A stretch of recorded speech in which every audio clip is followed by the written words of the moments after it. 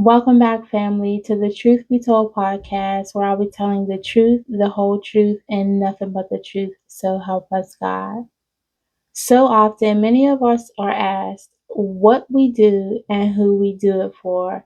And more often than not, the response is for the culture.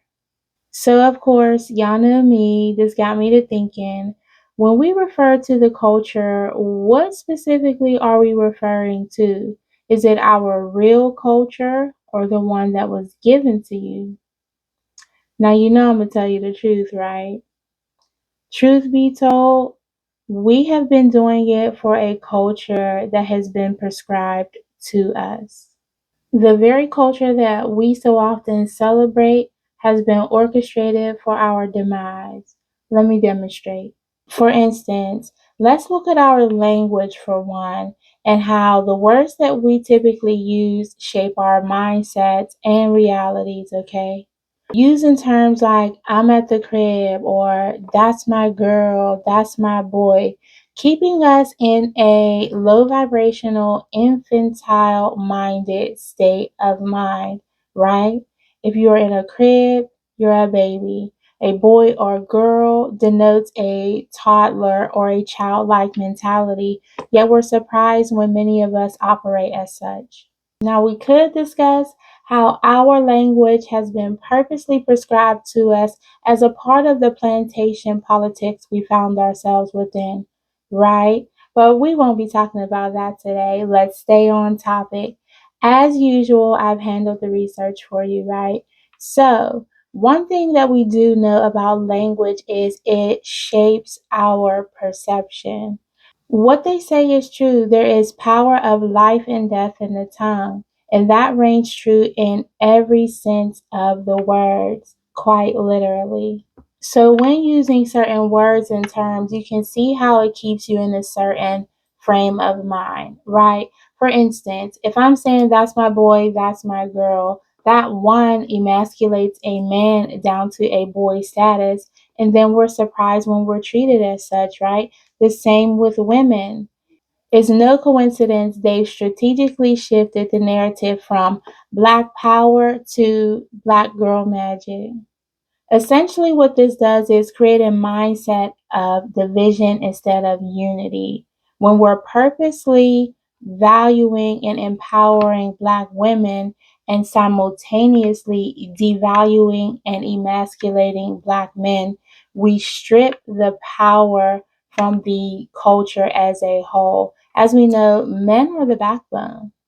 And to the untrained eye, this subtle shift in wording may go unnoticed, but it doesn't miss all of us. Many of us have awakened to this and come to the understanding that, wait a minute, the words that I'm using aren't for my highest good. That's why we see a rise now of people calling each other king, queen, god, goddess, whatever have you, right? Whatever works for you. As long as you are shifting your words to shift your mindset to value not only yourself higher, but the people and the culture within it as well. We must refuse to allow anyone else's description of us to determine our value within ourselves, our culture, our people, our lineages, our children, and the places we can go, the things that we can achieve. After all, this is the same culture that used to reward ignorance and discourage intelligence. I mean, let's be real. Many of us grew up in a time where if you were articulate, conducted with yourself with a certain level of grace, manners, certain values, etc., I could go on and on. You were deemed as trying to be white and not of the culture, right? Now, where do you think that comes from? Again, we could take this all the way back to when we weren't allowed to read books. Now we have turned that very same mindset inward on self. Instead of valuing the knowledge we can find within books, reading, learning more, often it's discouraged. You're trying to sound white. You're not black enough. It's these very antics and mindsets that drive people who are of the culture, that are intelligent, that have a certain moral standing, a certain value set, and a standard way of operating and being that drives them away from the culture, that drives them away from wanting being integrated within the culture because it doesn't represent us at our best selves. It doesn't represent our greatest capabilities nor our greatest qualities. It's quite demeaning. Yet, when you have a different type of mindset outside of the norm or what's socially popular, right, you are deemed an outsider when in all reality, it just isn't of good taste.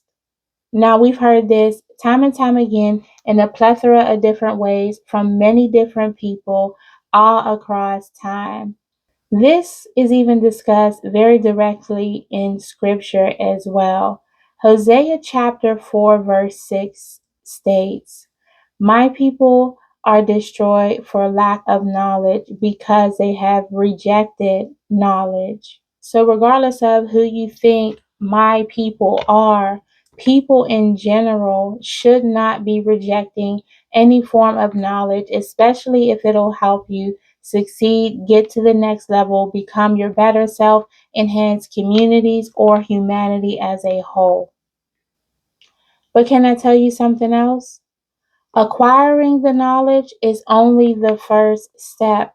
We have too many people within the culture, within different communities, especially on social media, especially on podcasts, who think that just because they have acquired a certain level of knowledge, that makes them the smartest person in the room. Well, where is that really getting you? Too many of us are overly concerned with the opinion of others. You're only acquiring the knowledge so you can appear to be the smartest person in the room.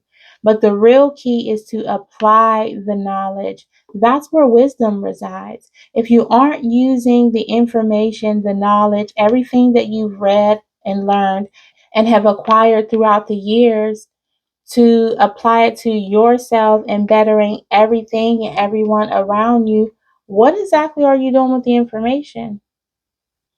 Is it just to appear to be the smartest person in the room, to dominate conversations around said topic, to appear on podcasts to have the same circular conversations that get us nowhere? What is the actual reason for you obtaining the knowledge? And what's even worse is those who obtain the knowledge and apply the wisdom only do so they can assure that they are ahead of everyone else, so they can keep more of us within the culture beneath them. Too many of us are seeking the information because we secretly strive to become the oppressor ourselves. And unfortunately, many of us will even settle for the role of the overseer just as long as they are a foot above the rest. As always, family, this is a call to consciousness, a call for us to shift the narrative ourselves and take the power back and reclaim our stories for ourselves. We are not what they claim we are. Again, we mustn't allow someone else's description of us to define nor determine our value, nor our fate, nor our communities, nor the culture as a whole. So, what is our real culture? I'll give you a hint. The word Negus is an Ethiopian term which means king or ruler, which refers directly to the Ethiopian emperor Negusa Nagast. That's where the real culture is.